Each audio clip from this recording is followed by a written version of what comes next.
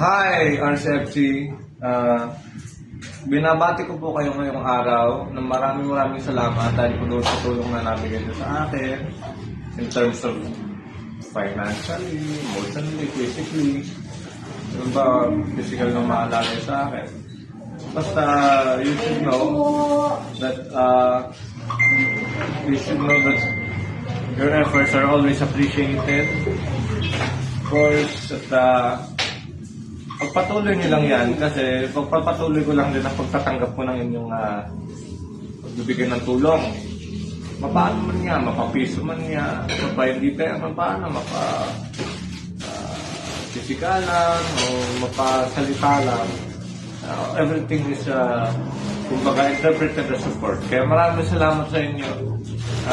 Pinapangako ko sa inyo, makikita rin sa magkikita rin ulit tayo sa studio. As soon as possible, of course, alam niyo naman ako, workaholic ako. Hindi ako mabubuhay na walang trabaho, kaya soon, balak ko, pabalik na ako sa studio sa Itula. So, see you soon. Thank you. God bless. Bye-bye.